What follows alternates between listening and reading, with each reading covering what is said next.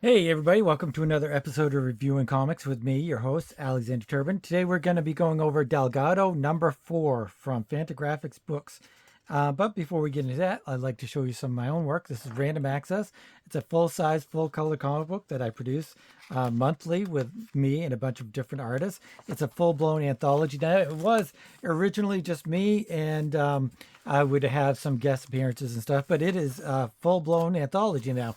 And with me, this last one, number 34, 35, was me, Astor D, Jeremy Duncan, Gwedick, Jamie Barrows, Doug Roberts, Grimm, with an awesome cover by Paul Corton.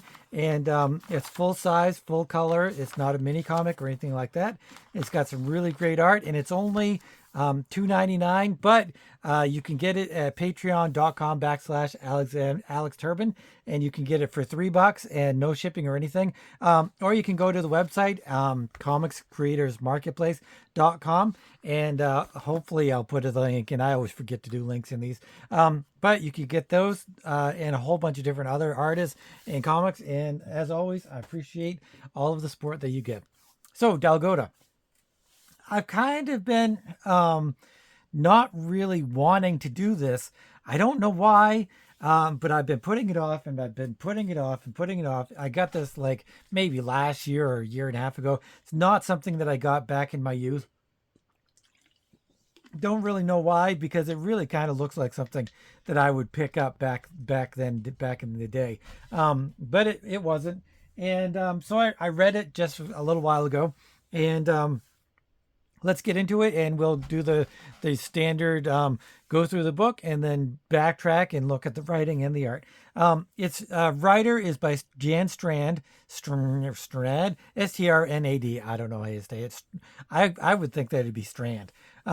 Dennis Fujitaki is the artist. Kenneth Smith is the colorist. Gary Groth is the editor, and all this other stuff, design, production, blah, blah, blah. We don't need to go into that. So here's a little synopsis. Christmas present. Dalgoda has come from the planet Canada. Canada. We're gonna have to talk about this whole thing. To enlist Earth's aid in defending his home world against the powerful Nump Armada he has met with difficulties. So, drunk. We have this creature. This is Dalgoda, I assume, and this is, we don't know yet. This was very confusing. The synopsis, as you guys know, I love synopsis. I love, beginning. This is number 4, so I'd like to know what happened in the previous issues. That's a nice quick synopsis. Would have liked some character names, something that is going to lead me into the direction of what's going on. I'd like to know who that is. We know this is Dalgoda because this is the name of his book, so that's he's.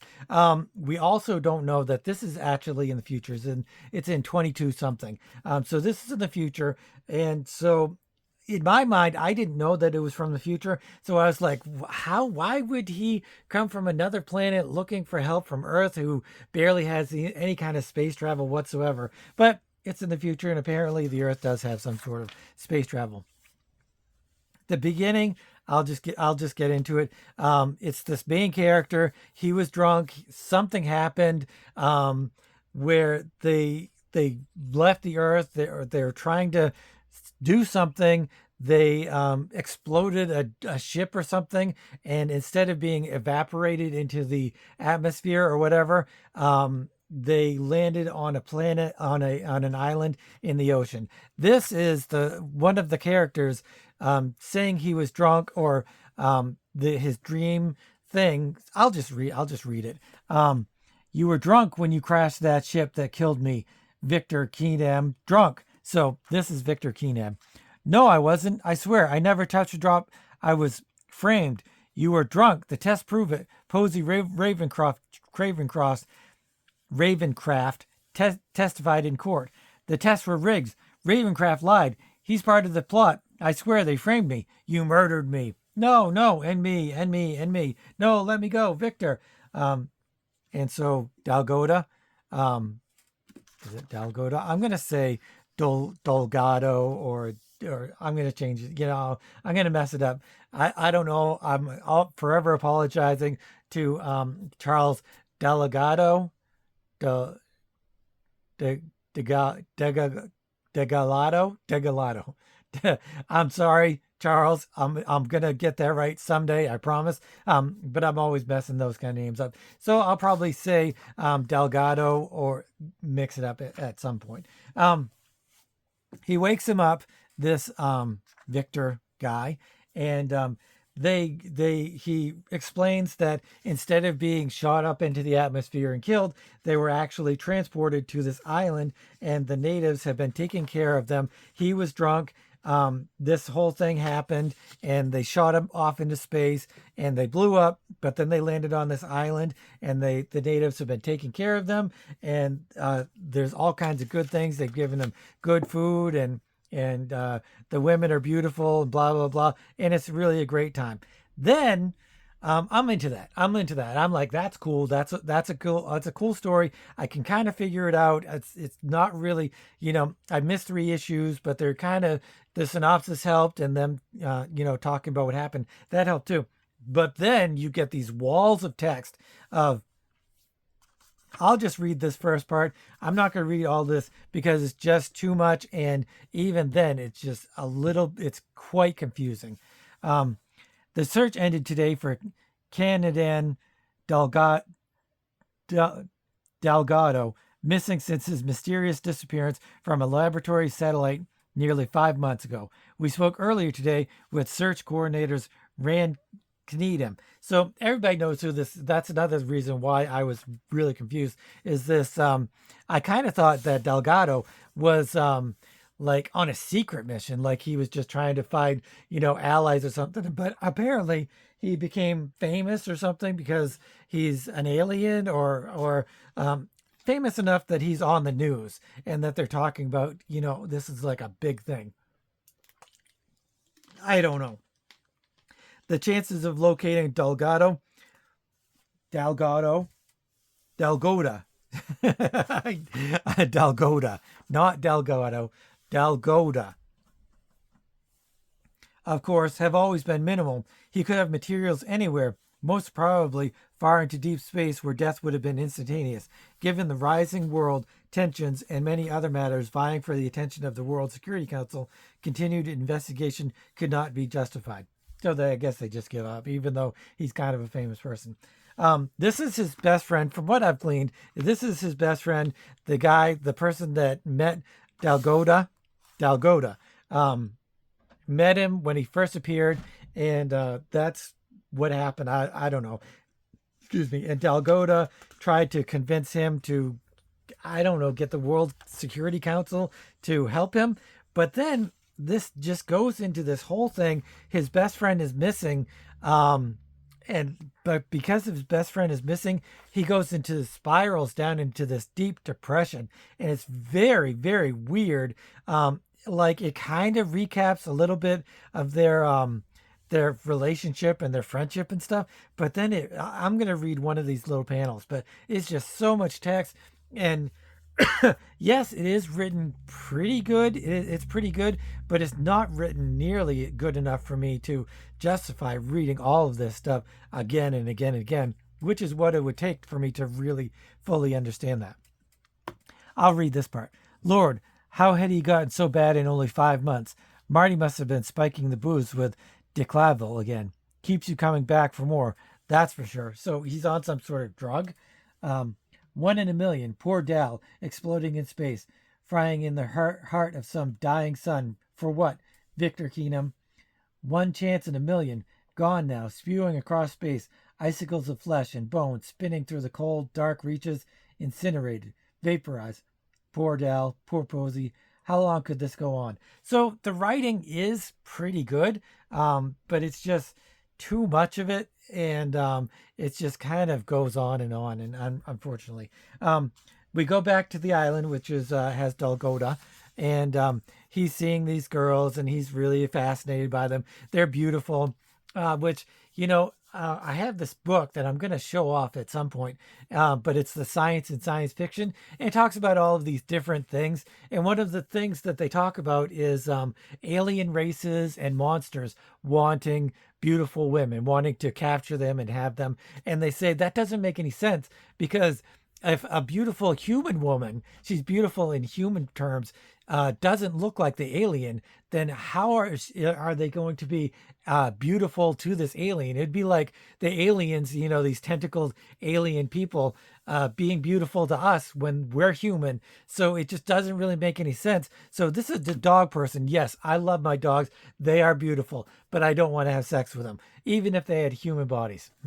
I don't know about that. But anyway, it's an odd thing to think that Dalgoda is really into these women, these beautiful women. I guess yes, they have breasts and stuff, and he does have a human body, so that kind of makes sense. But he's really into them, and they're flirting with him and stuff. But his buddy, he's always said that this doesn't make sense. This is a weird island. I've seen them somewhere before.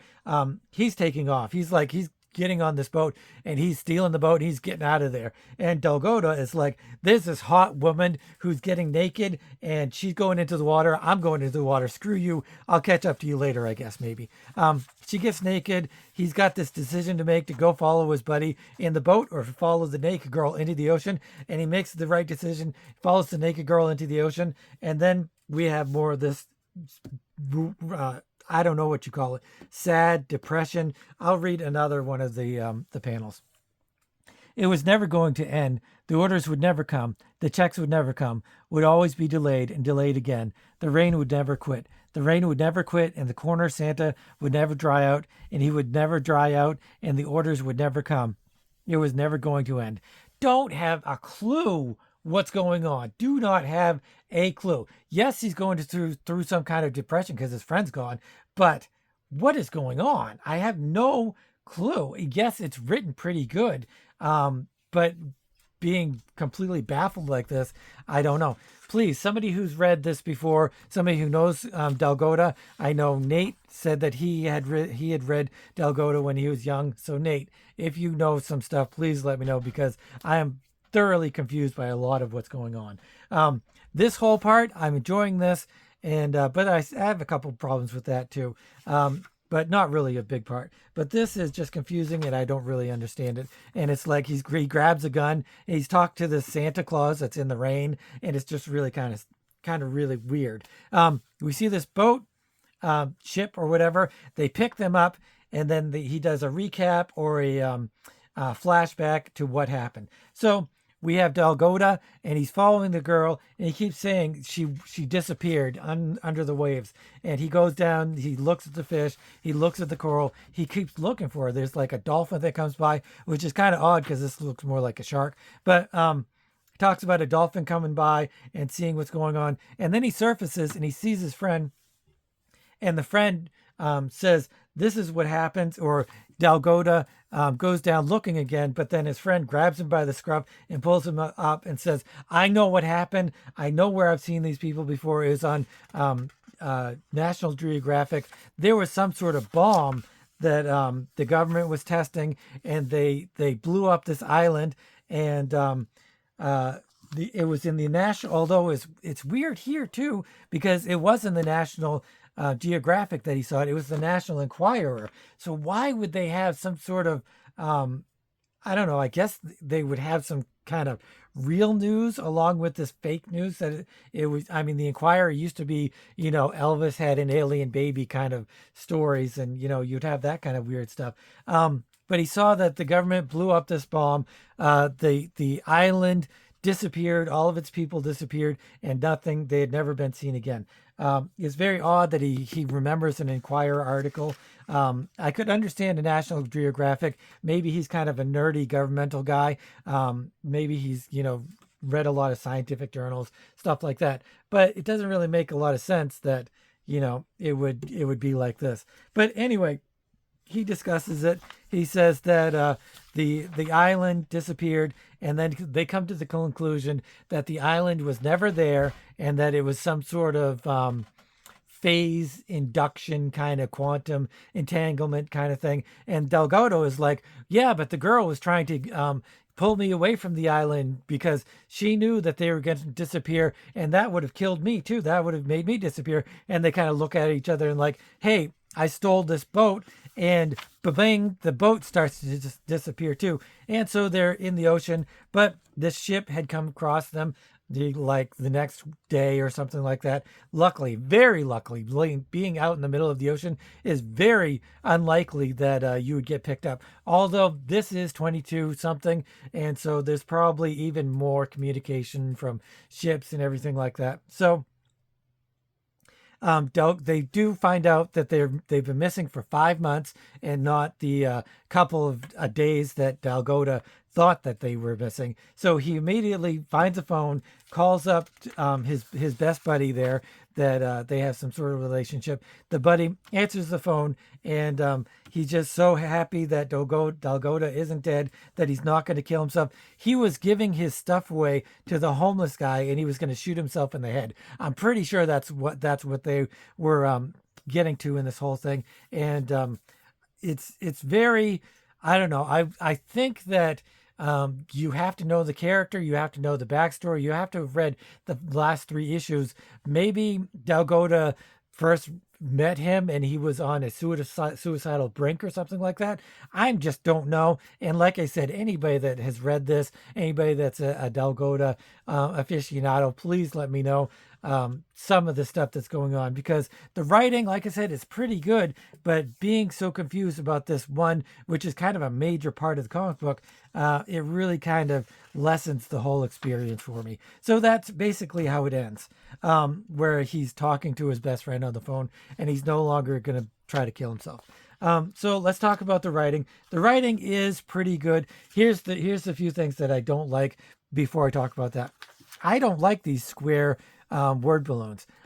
Maybe it's just because I'm so used to the roundish ones that maybe my brain is like not equipped to deal with it. But these square word balloons, I am not liking. I do not like them at all. So, from the very beginning, I'm like, I'm not really into it. And then, like I said, the walls of text really turned me off. And I did read it, and the writing is pretty good, and the dialogue is pretty good. I did enjoy it, and the characters are pretty good, even though I was confused a little bit by who was who, even though I know who Dalgoda is, and I did figure out who this guy is, and somewhat who this is. So there's not a huge cast of characters. I just wish they had gone a little bit more into the backstory of the whole book and what was going on here.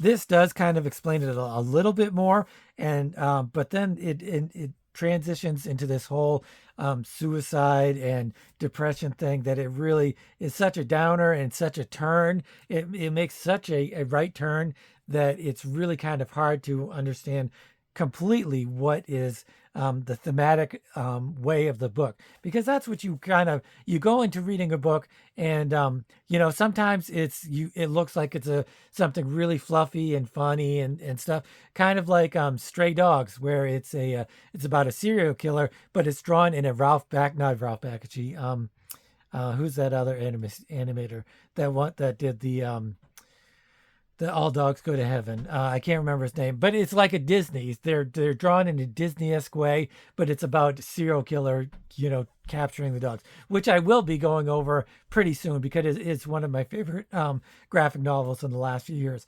But it makes such a turn, but it also kind of like that's how it starts, and it doesn't kind of turn into something else that it really hasn't started out as.